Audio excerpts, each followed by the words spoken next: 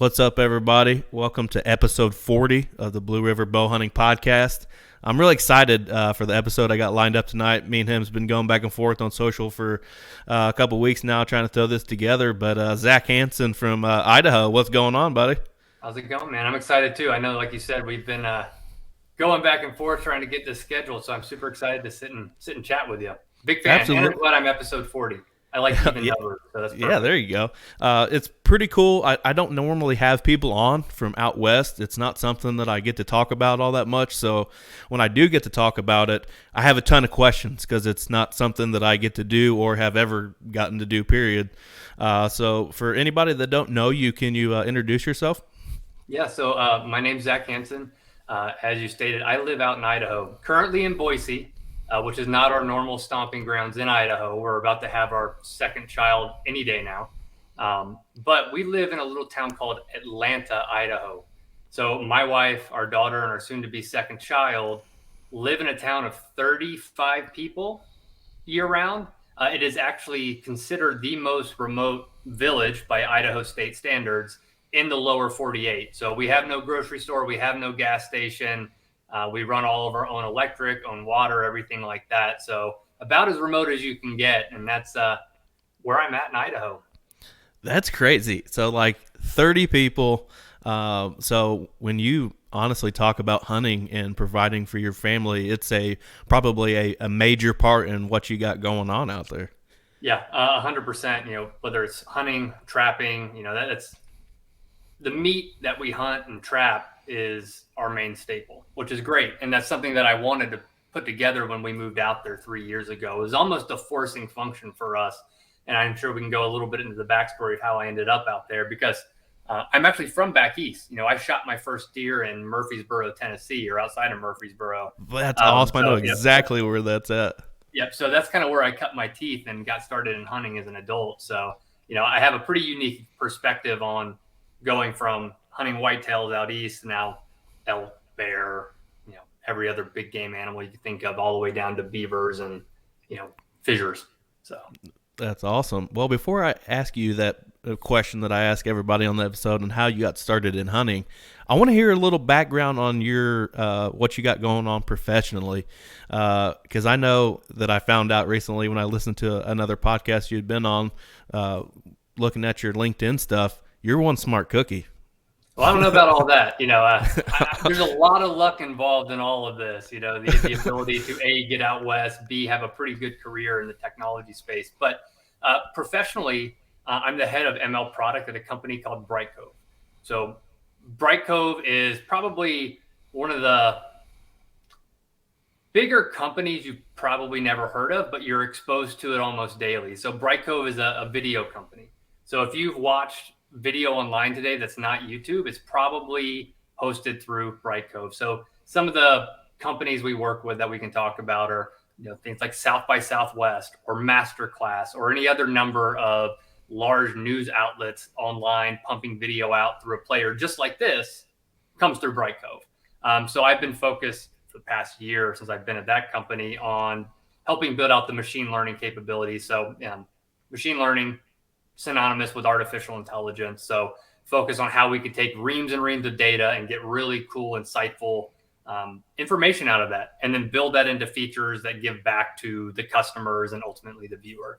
But yeah, so I've been in that for 10 years, bounced around a bunch of companies, IBM, other places. And ironically, and one of the things that helped me get into hunting and especially out to Idaho was I've always been remote.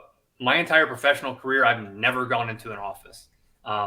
Which is amazing and very apropos for my generation, you know, kind of that millennial age set. But it's something that's very close to my heart is, you know, nowadays you can still really get out in the woods. You can get out in the places in nature where you feel comfortable, if that's the thing for you, and not necessarily have to give up a career for it. Because frankly, had that not been the case, I probably wouldn't be in the position I am and would not be out west hunting all the time if it weren't for those kind of fortunes that we've had in our generation and the technology we have to support it. That's awesome, man. How hard is it to work remote when you're that far out in the country? You know, it's funny. Sometimes difficult. oftentimes difficult, I think is the right way to put it. You have to have the right mindset. So for me, I've always been a type A worker. I'm very focused. I like to provide value. But when I moved out to Atlanta, Idaho, where, I had a shoddy DSL connection and we run our own power. So at any given day, the power could shut down for 10 minutes or 3 days. And then I'm based on my generator trying to run a router and all these different things. And there's no cell phone service. So something goes down, I can't just call my boss and be like, hey, sorry, I'm going to miss these, calls today that I had set up with XYZ important customer. But what it taught me over the last 3 years that I've been doing that is, honestly, I can control my calendar and my schedule much tighter than I ever thought I could. And what I mean by that is I always derive my personal value for a company and how many meetings I had, how many times I was on a plane, how many times I was doing this, that, and the other. And, those were great, but that was all more stroking my own ego to say, okay, I'm providing value because I'm needed or I need to have this call. And, when things got dropped, it made me consolidate things into one small email, or it made me consolidate things into like one set or block of meetings where I can really do some actual genuine work and get things done, and then have the rest of my day open to kind of help buffer for the unknown, right? Power outages, internet going out, things like that. So it really just taught me how to rework my work. And that's been the most helpful thing for me along the way. But yeah, it's still a pain in the ass often. I guarantee it, man. That's pretty cool stuff, man. So how did you get started in hunting? Was it something at a younger age, or was it something that you came into later on in life? Yeah, so I grew up in Georgia and South Carolina, split my time there. I grew up, I'd say, exposed to hunting. I mean, you grew up in Georgia, South Carolina, you're going to meet friends in high school, wherever, who hunt, but it was not something that was ingrained in my family. My dad didn't hunt. My granddad didn't hunt. So I never went hunting, and I barely ever went fishing growing up. And it wasn't until my late 20s, my ex-wife and I were living in Louisiana. It was about the time all the kind of influencers were really starting to kind of show bow hunting and stuff. And my ex-wife and I were very much into fitness. We've done competitive jiu-jitsu forever. We've, all CrossFitters. I used to run ultra marathons, things like that. So food was always a big thing for us. We'd be meal prepping, doing these things. And, her parents, who were from Shelbyville, Tennessee, outside of Murfreesboro, were awesome hunters. So I, as we were married for the 7 years, I would go to their family reunions, and their family reunions every year were based around a squirrel hunt. So we'd go there, they'd be doing squirrel hunting. I never really felt comfortable getting involved, mostly, again, my own ego. I didn't want to embarrass myself. And I just saw these things. I'm like, that's so crazy. But they'd take the meat, they'd donate it to a local shelter, and it was really cool. And, after that, every year, her dad would give us venison. So, he'd shoot a deer, he'd, get it all processed, and then we'd get some and we'd eat it and be like, man, this is delicious. And, the nutritional value is much higher than whatever we were getting over the counter. So eventually it just started chipping away at my, armor of like being embarrassed to start something new. And I asked my ex-wife, I'm like, hey, I really want to do this. Can we do something? Can you give me a budget? Let's go figure out what I can do for a bow. So talked to some old friends who were built about like me. And I ended up getting what looks like, now that I know about bow hunting, probably like a 1990s Matthews bow with an axle to axle length that was a little bit too short for me, and a draw length that was a little too short. So when I actually used that full draw, I was all kind of gimped up a little bit. But I made it work, and I built a range in the backyard, and I ended up shooting thousands of arrows. And, that was kind of my path as far as learning to shoot a bow. And then, the whole actually learning to hunt as a 27, 28 and into my early 30-year-old, with no background was a, different story all itself. I think, I don't know if people look at it as a negative aspect to getting into it at an older age, but I feel like you could roll with the punches a little bit better compared to being a 13, 14-year-old kid, not really that knowledge of what you're seeing and what's playing out in front of you, really hitting home. You know what I Mhm. mean? I feel like being 29, 30 years old, it may hit your memory bank a little bit better, and you learn from your experiences and turn it around probably pretty quickly. Being that of that age, I know I'm going to be taking my son on his first hunt ever of anything, squirrel hunting here in the next probably couple weeks whenever it comes in. And that at that point you're just trying to get them out there and get them used to the outdoors and all that kind of stuff. But I can remember having those older bows like you're talking about. You're not even shooting carbon arrows then. We were Mhm. shooting them big, fat aluminum ones that probably bent every time we shot one. Yeah, no, I agree. And I'm thankful, with hindsight being what it is, that I had the experience and I didn't do that because as a kid, my dad was great. We did all sorts of stuff, but I didn't always take to the things he wanted me to take to. Like he played baseball in college, so I was, destined to be a baseball player. I hated it. Most boring sport in the world. I wanted to wrestle and, do things with my hands, and that's what I was drawn to. So I could imagine a world where had my dad been a hunter, he took me out, under his arm, hey son, come on, let's go learn these things. I probably would have been, this is so boring. I'd rather be doing whatever else I could be doing. Not, maybe it would be different, and a lot of people you hear do take to it, but I could imagine that world. So I'm thankful for myself that it really did kind of ultimately um, come later in life, even though the learning curve now just is insurmountable. I'm never Oh, going I to be able to learn guarantee it. enough. I'm not gonna lie. I wasn't really all that interested in it at first myself. So I think I've even told that story on here before. I think the first few times I went out with my dad, I was, I want to say 12 or 13 years old. Um, I was a big athlete back then too, so I was in shape to do so. But I can remember having like my Game Boy up in the ladder stand, kind of just going away, not even caring what I saw. We didn't see anything the first couple times I went. And then they said, "Hey, would you like to? We have it was an old. I don't even know what kind of camera it was. She took those little bitty tapes, and they're Mhm. like, "Hey, would you be interested in filming us?" Yeah, let me try that. Let me see if I can, draw my interest on something. And I can remember hunting that day, and we saw, I don't know if coyotes pushed them or what, but we saw like a big herd of deer, like 30 or 40 deer run across the field. Some came our way. We had some action. Boom, it lit that spark. I haven't missed uh, any time in the woods since. I've been basically addicted for the rest 17 years later. That's all I think about is deer hunting 365 days a year. But I can remember not having that initial spark, but when it finally hit, boy, did it hit. Yeah, see, that was smart though. Whether that was your dad or another family member who did that, they probably said, oh man, Brett's all into his freaking Game Boy and Yep. technology. He's like, well, how can we kind of get that interest? And at least, maybe it wasn't conscious on their part, but to get them to give you that camera to say, hey, like, you know, it's boring, but here, you capture the moment. So you have to be paying attention so that when that moment happens, you can capture it and you can be the hero in the story. So that's kind of cool. I wish I had some way to. I don't even know how to find that film.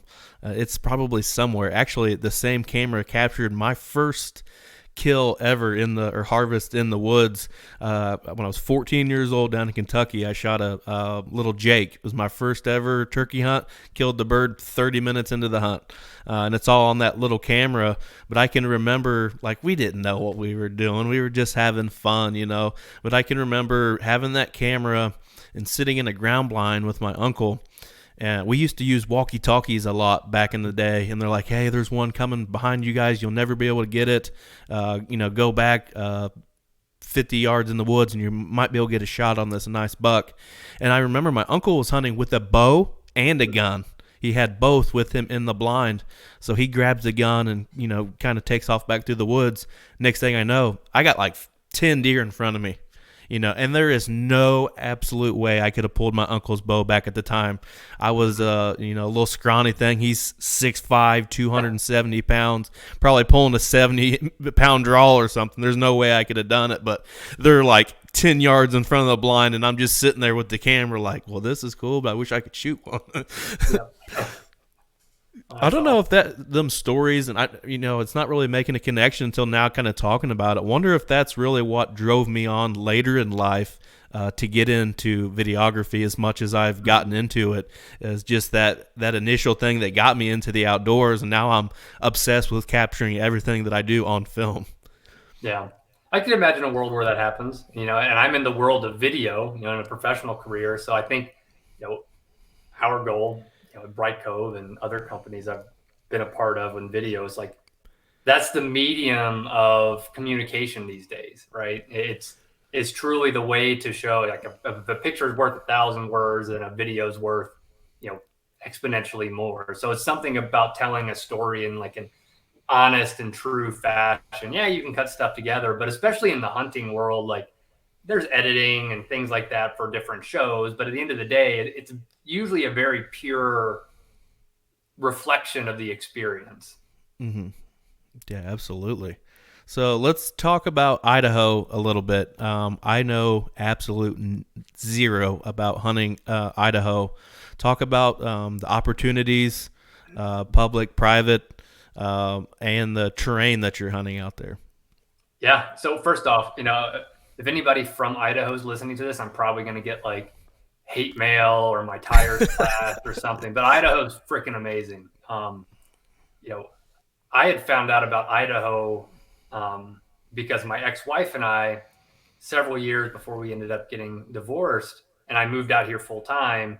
We were down in Baton Rouge, Louisiana, and we usually went and did our like yearly vacation, kind of somewhere remote, like from a beach setting, right? Like we'd go to Turkey or somewhere worldwide, right? So we kind of do the jet setting thing and always find fancy beaches, and it was great. Um, but then I kind of got the bug. I'm like, I've never been out west. You always hear how beautiful it is. So I was like, let's just pick somewhere. And, randomly we kind of landed on Coeur d'Alene, Idaho and northern Idaho. But, you know, the only way we could really get good tickets is to go to Boise. So with that, it would have been like a 12-hour drive after we landed. So we're like, you know what? Let's just find something closer to Boise. So we flew to Boise, beautiful, clean, small, urban center. And then we drove up to Stanley, Idaho, which is in the Sawtooth. Beautiful little town. And I was just enamored because on the drive from the airport, this was in May, drive from the airport all the way up to Stanley, we went all along the river. I saw bald eagles, elk, mule deer, antelope. I mean, I saw all these game animals I'd never seen in my life, and this was like 2, 3 years into my hunting experience, or I guess my hunting experiment would be a better word. Mm-hmm. And I was just blown away. And then we ended up seeing a gray wolf when we were out walking around and some of the trails up there, and it was amazing. So I told my ex-wife that I'm like, at some point, we're moving to Idaho. And, my ex-wife was an FBI special agent. So she's like, that's not happening. I got 20 years till retirement, like all this stuff. I'm like, well, we're going to buy a house here at some point and we're going to visit. And she's like, whatever. And I didn't realize, like 9 months after that, we were going to be divorced. And, the second we got divorced, I was like, bam, I'm out in Idaho. So I came out to Boise. I was in an apartment and looked at properties everywhere until I ended up in Atlanta. But to answer your question, there's so many opportunities. What I didn't realize when I came here, I had my eyes set on elk. I'd Mm-hmm. already done some whitetail hunting. I'd done some pig hunting in Louisiana with a bow. I've still never taken an animal with a rifle yet. So it's all bow hunting. That's Um, awesome. and I focused on elk. And I had no idea what I was doing because the terrain was so vastly different. To answer your second part of that question, it's steep, it's nasty. There's a lot of timber, there's a lot of downfall, and it's just one of those things where I've had a couple friends come out to hunt with me out here since we moved out here, and they're guys, great shape, everything, but the terrain gets you. It just does, especially if you're hunting hard and you're not just kind of road hunting a little bit, a couple miles back from the trail. But like if you're getting out there doing multi-day hunts, it's a bunch of deadfall from past fires. It's 4 or 5% inclines. There's rock scree. There's like precarious cliffs. There's all this stuff, and it's tough. Um, but I focused on elk originally, and to kind of, and this is another part of being benefit of being an adult onset hunter, somebody who kind of learns later in life. Like I am more established now, so I had the means to be like, look, I want to do an outfitted hunt. I want to take somebody or go with somebody who can actually teach me how to elk hunt. I never had the dad to do it. I didn't know what I was doing. I could do DIY, but I figured if I went with somebody, it would beat down that learning curve, and it did. I went with an outfitter my first year, didn't end up harvesting an elk. I got one shot on one and missed at 50 yards. So, lesson learned there. But it was amazing. I learned everything about tracking, calling, dealing with the terrain, dealing with the changing weather patterns that are just completely manic in September in Idaho, where you're going to have 100-degree days one day, snow the next day, literally, and dealing with all that. So that's where I focused was elk. And then from there, I branched out and, I've been harvesting bear, antelope, mule deer. And then I got really, really into trapping and learning how to trap, and have been focused on, wolf trapping, beaver trapping, fox trapping, coyote trapping, the whole lot, and learning how to tan and do all the furs. What piqued that interest on the trapping? Um, it went back to when I got out to Idaho. The first thing I did is I bought every single mountain man book that I could find. Like, my ex-wife and I, my new wife, we don't have TVs. It's just one of the things that I've never been a big fan of. Not because I don't watch some shows on my iPad or anything like that, but yeah, I like to read. So I bought every mountain man book I could, of the people that were living in that area. I reread the Lewis and Clark expedition that came through Idaho, all those different things. And, being a history buff in that perspective, I really wanted to kind of connect with what brought people out here in the first place, which was trapping. People were coming out to trap beaver, to sell back east, to get shipped over to Europe so people can make their cool waterproof beaver line hats and everything else like that. And that's what drove people out here. That's what populated this region.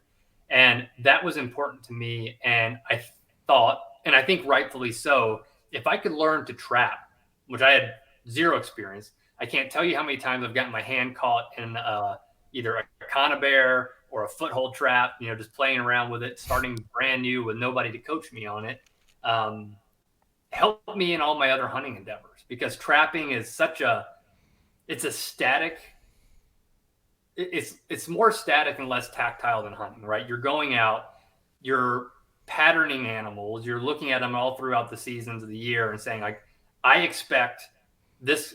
This is the frame of reference I like to use is, if you're tracking a coyote and you want to trap a coyote, for me, when I go outside behind my cabin in Atlanta, Idaho, there's 3,000 acres of public land, literally right out my back door. That's awesome. So what I need to do is place one trap, which is about, 6 inches in diameter, maybe, depending on the size of the trap, in the ground, covered up with no scent. And I have to have a single canine out of all of those 3,000 acres put one of his 4 paws on that one spot perfectly in order to get trapped. That's hard. It is very hard. Yeah. I did a lot of coyote trapping several years back. One of the properties I had was just overrun with coyotes. I had done a lot of coon trapping in high school. After that, I didn't really do as much. Me and a buddy of mine got real deep into trapping muskrats for a long time. But I always wanted to trap coyotes. And I had a lot of local farmers show me how to make some stuff out of some airline cable and stuff like that. And then I started using the 550s and trapping coyotes and making sets and stuff. And I'm not going to lie, I was absolutely horrible at it. Yeah, it's hard. It's a tough learning curve, and I think that's just with anything, but it's difficult. And the most difficult hunting trapping endeavor I've undertaken since being out in Idaho is wolf trapping. We have such a large wolf population here, to the tune where the state of Idaho and F4WM will pay you up to, depending on your area, $1,000+ for every wolf you harvest. Wow. Whether that be hunting or trapping. And that's because they're decimating our elk and our deer population out here. And, in Atlanta, where I'm at, we have about 5 packs that are running around, and, you hear them howling at night, and it sends, shivers down your neck Right. because it is just so primal when you hear that. You're, oh my God. But then, all the animals go quiet after that. But that is hard. That is the smartest animal I mean, I'm not that smart of a human. So like, it's not that hard for like a coyote or something to like outsmart me. It happens every day. But the wolves, I haven't been able to connect on one, but it is an insane experience of having to track those puppies down because they are smart. I bet. So what about tags? Is it easy for a non-resident to come hunt Idaho, or is it something that you got to put in for points and then draw and all that sort of thing? So again, I'm going to get so much hate mail at some point, or spray painted on my house. But I would say Idaho is probably the most out of state friendly state or Western state for big game hunting.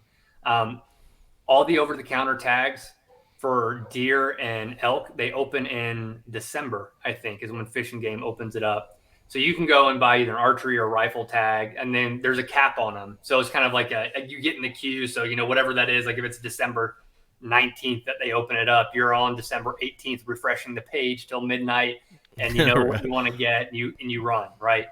But it's very friendly, and especially with the predator tags. So shout out to Stephen Makovich, how I found out about your podcast in the first place. But Yes, sir. you said you've never been out west, so I'm going to go ahead and extend the same invite that I extend to most of the folks that I know back east to come out and hunt with me. So Dude, I did would, that with I would Stephen, heartbeat. and a lot of people, him and Hall, they're like, yeah, I'll come out, but to his credit, we met through Right. LinkedIn. And the next thing I know, he and his soon-to-be brother-in-law are on a plane coming out to bear hunt in May with me. It was great. We had a fantastic time. We got one shot on one big black bear that was a miss. But ultimately we saw about 19 different bear. But point being, they were able to get a tag over the counter. So bear, wolf, mountain lion are all just show up. You can go to the Albertsons or the grocery store right here and pay for it and put the tag in your pocket and go hunt. So it's very friendly in that regard. Obviously within the bounds of the seasons, but Right. That's that might be something I have to work towards. I would mountain would straight whoop me right now. I would probably have to definitely put the exercise and the work in, but we might have to talk after we stop hitting record because I am definitely interested in some out west stuff, and I've been talking about bear hunting for years. That's something that's been high on my list. Bear and moose have been really high on my list for a long time, but yeah, we might have to finish this conversation later. yeah, no, we'll definitely take you up on that. But speaking of moose too, moose, goat, and sheep in Idaho is obviously a lot more locked down. So you can put in for a lottery for that every year. And in Atlanta, where I live, we have like one little family of mooses, whatever, that run around, which is really cool to see because they're just huge animals. Yeah. We have several goats right around town, so you can take a spotting scope and sit on my front porch and see goats on the face of Mountain Greylock out there in That is in Idaho. But I actually put it in for that hunt this year. It's a 1% draw odds because there's one tag for my unit, which is the unit where Atlanta is, for mountain goat. And I did not get it. And I also learned a hard lesson in funky regulations in any Western state where if you put in for a once in a lifetime hunt, which is moose, goat, sheep, meaning if you draw it and you kill it, you can never draw again. Oh, wow. But if you put in for that on any given year, you can't put in for any other controlled hunt. So I had a couple other controlled hunts I was going to put in for like early season elk, late season mule deer, things like that. And I wasn't able to this year. But again, that worked out well because we have another baby coming in, possibly today or tomorrow. So I'm not going to be out in the woods as much as I want to be. Yeah, and that's understandable. I went through that, and then my best friend Ryan, who kind of helped me start Blue River bow hunting, he's getting ready to have a baby in October. So, congratulations on the baby, man. Congratulations to us. I appreciate that, but I will tell you, and I've told my wife this, so I'm not going to get in trouble for it. If you're a hunter, make sure that you don't do the cardinal sin that I did and your friend has, where you time it to have a baby during hunting season. Yeah, So, I did it on. do it. I think the cutoff date. Don't get too intimate on Valentine's Day. Yeah, exactly. 9 months later, that's the rut. I'm telling you right now, it is the Yep. rut for Yep. Indiana, anyways. So I want to talk to you about your book coming out, Turning Feral. Tell us all about what the book is and what inspired you to do everything. Yeah. So, I mean, I've had a lot of conversations like what we're having now with folks, because whether it's at work, whether it's anywhere, people are like, well, how'd you get into hunting? Or there seems to be also a bigger curiosity factor around hunting now. Like it's becoming more accepted. I think a lot of the stuff that happened with the pandemic, where people, were quite frequently, especially in big cities, going to the grocery store and seeing the shelves of meat empty. And people started to ask themselves, like, oh my God, like if this stopped, like, could I actually provide for my family? And, for me, 6, 7 years ago now, when I started this journey, if I had asked myself that question, like if I had kids at the time, which I didn't, but if I had kids and someone said, hey, infrastructure fails, you can't get meat at the store, can you provide for your family? And like, I'd probably say yes, just because there's too much ego attached to that. I'd be like, oh, I'll figure it out. But when you Right. strip all that away and you really ask yourself, I mean, the answer would have been like a hard no. I don't know how to gut a deer. I don't know how to get meat off of it, much less turn its, you know, skin into something usable that we could wear if we had to. And, these are extreme examples, but I didn't know what to do. And I don't think a lot of people have had to be put in that position to think that way until the pandemic. Um, so after I'd come out here and people were asking me about that and like my journey into hunting as an adult, I figured I'd write a book. It's my second book that I've written, but this one's with a bigger publisher. That's the same company that published David Goggins' book. So there's been a lot more going into it, from like the editing, everything else, and it's my journey. Honestly, it starts off from the time that I uh, got the curiosity to hunt, and that kind of talks about that in detail of how I was living like what I thought was a fulfilled life, but it was more of keeping up with the Joneses. It was like, okay, we've got a nice house. What can I do to artificially insert uh, challenges, right? So that was the ultra marathoning, the jujitsu, these things. But there's always just this hollowness to it. Like, it's like, okay, like, is this it? Because if this is it, then we're good. And I'm just going to cruise into, retirement. I didn't have this other outlet. And then that's when it started going into the hunting and getting hunt curious. And it just snowballed from there. So the book is just my story, right? It starts off, it covers the divorce, it covers my coming out to Idaho. And, the middle of the book is kind of split between hunting and trapping. So it's literally my follies of learning to hunt and trap. And it's mostly all failures.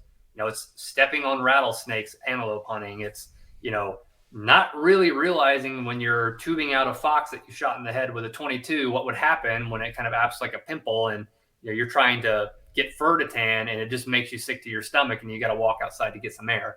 It's like, it's the gory stuff that you don't know about and people don't know about, but I want the book to help people get over that fear. Like, no matter how you cut the cookie, if you've got a deer, it's gross. It's intimate. It's gory.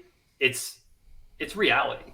Hmm. It's what all the butchers are doing when they have to go kill a cow or anything else like that. But we're just far removed. Right. But you don't have to be scared of it, and you can embrace it, and you can learn to do it. There are more resources out there than what I had now to be able to do it maybe a little more elegantly. There are more mentor networks out there now for people learning to hunt. Idaho has a great, learn to hunt program where you can actually butcher an elk in the program, which is pretty cool. That's Um, awesome. so yeah, that's what the book's about. It's coming out October. So if those who are interested, I'd love the support when it does come out. I think October 11th, which is a Tuesday. Um, so add me on LinkedIn or wherever. I don't have other social media, but I'm sure I'll post about it, and you can go and Yeah, I'll definitely keep that on all my socials as well because I'm gonna I want to get it and read it and check it all out, man, for sure. awesome. Um, Gear as far as hunting in the mountains. I know that it's a lot different than me hunting the cornfield edges and stuff of here in Indiana. What are some essential uh, gear tips for hunting out west? Yeah. Again, another benefit of being well established, and I'll probably get made fun of for this too. As a hunting I don't adult, think so. uh, you know, with some means to purchase stuff is, I went all in on Sitka, Hmm. and I got rain gear, I got everything else. So no idea what I'm doing really out in the woods, but I'm walking around in great gear. But it kept me warm and dry. So I would say again, the manic weather out here is the real killer. It's dry. You don't have that humidity that you have back east. So, you're going to have temperatures that drop down in September down into the 30s or below freezing on a lot of nights. And then it Wow. will hop back up to the 70s or 80s. So just being able to wear good wicking layers and have stuff that you can pop on if you have to, if it starts to rain or snow, take it off, all quiet. So, I mean, the biggest investment from a gear perspective is high quality. Now, it doesn't have to be Sitka. Obviously, QU is great. I've got some of their gear too, and starting to play around with that. And there's tons. Numa is fantastic. There's a whole bevy of gear, but I would say that would be the biggest piece of gear advice out here, because when I first came out, I bought a big old spotting scope.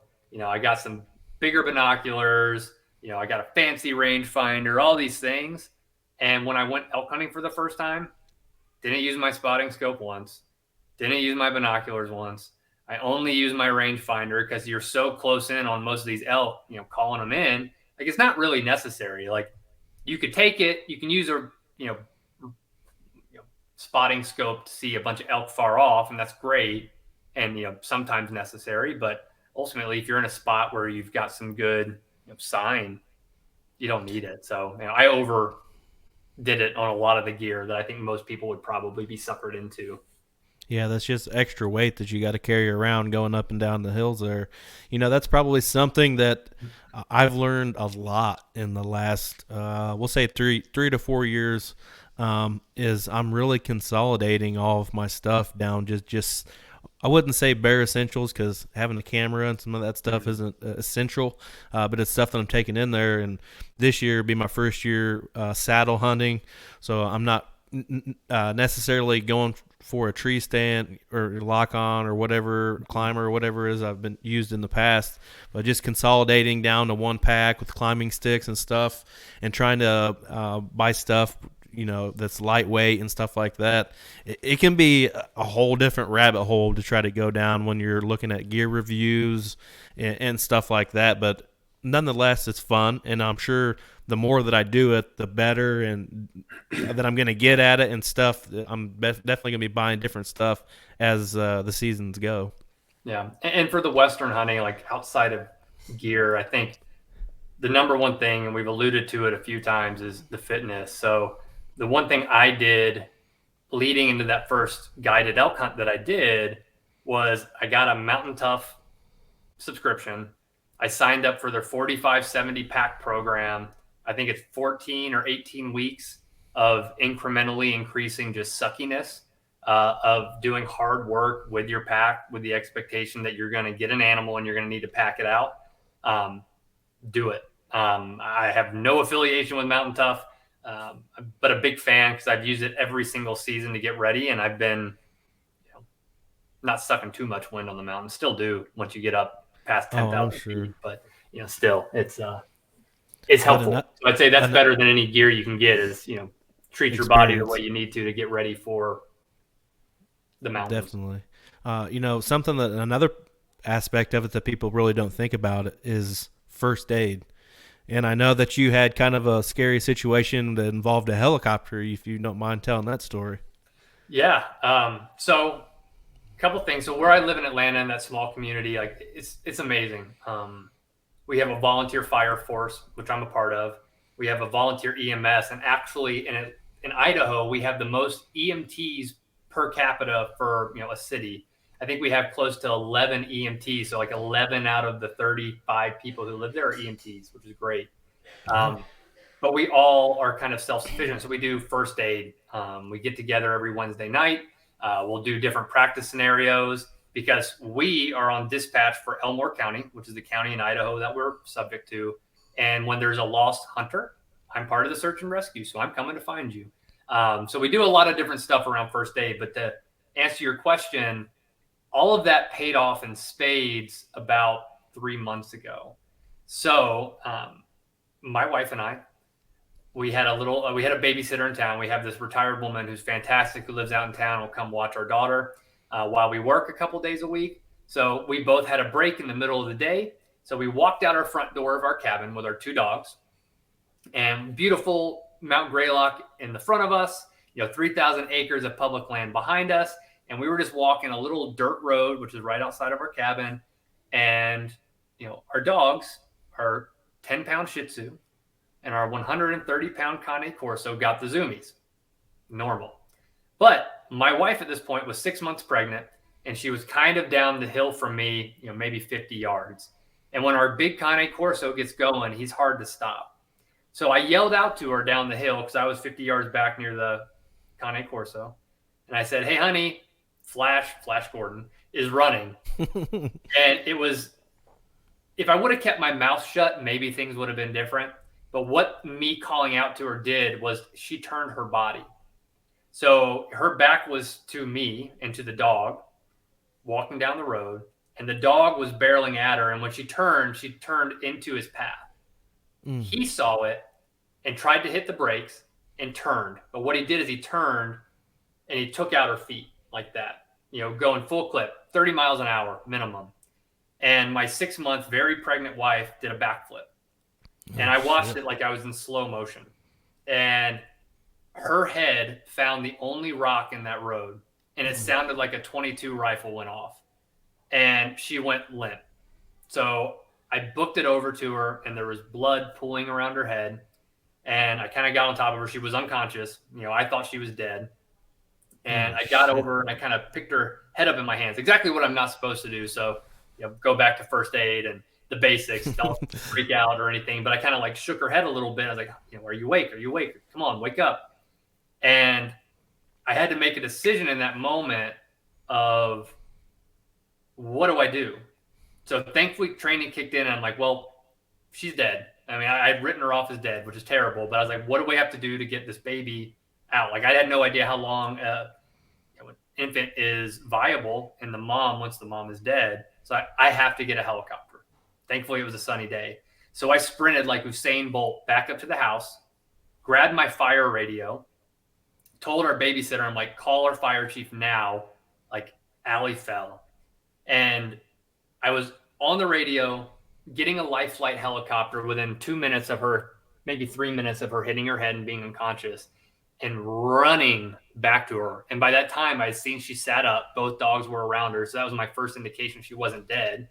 And, got over there and, dilated eyes, had no idea what was going on. But the town response and first aid was amazing because they all got there. The town just descended on us like a swarm of ants. Everybody with EMT experience enough to where I was smart enough to let them take over and remove myself. And, we had a helicopter there, and we were at the trauma center in Boise within 50 minutes of her hitting her head. 9 staples, 3 stitches, later she's fine. Baby's fine. She had some, nausea and vertigo for a couple weeks, but ultimately it was the best case scenario. And, that goes to show you should take some first aid classes or have some experience in, what do you do in a place like where there's no cell phone service? Because we didn't have any. So I couldn't like pick up the phone and call anybody sitting there with her. Like, I had to leave her to go get a device, a VHF radio to call somebody. And it's stressful. But I guarantee kinds of things in the backcountry are necessary, like having a Garmin, knowing how to use it, having some basic first aid skills, and knowing how to use it is absolutely vital. Guarantee it. That's a very scary situation, and I'm glad that you guys got everything taken care of and it didn't turn out worse than that. But Zach's on a time schedule tonight. I'm going to call this part 1 because I want to have you back on here because I'm loving the conversation, loving the details. I want to get more into the bow hunting side of you hunting in the mountains and stuff. But before I let you go, I want to hear your goals for 2022 when it comes to being in the outdoors. Cool. Yeah. First and foremost is getting the outdoors, with 2 kids under Right. 2. But me and a buddy are going out to West Yellowstone, essentially. So on the, far eastern side of Idaho to hunt elk during the rut with our bows, for a couple days that I can break away from the home. So that's goal number 1. I'd say sub goal of that goal is to not get eaten by a grizzly, because this will be the first time that I'm hunting in grizz country. We have black bears, big black bears here in our central Idaho, but East Idaho is a different game, and I'm not a big fan of grizzlies, so I'll be carrying my 454 Castle and ready to hopefully not have to shoot anything. That's goal number one. Other than that, it's going to be some late season mule deer hunting. I'm really wanting to focus hard on my beaver trapping starting in November and marten trapping. And bobcats, those are kind of the big things. And wolf. Wolf is my big focus later in the year. I've been practicing with my 300 PRC out to about 1,000 yards, and I'm ready to kind of get into the rifle hunting aspect of that. And that's, I think, where I'm going to have to go with the wolf hunting. And then doing some mule deer hunting in Arizona in January. So it's pretty stocked schedule. But part of that is because I did start another company called the Outfitter.guide.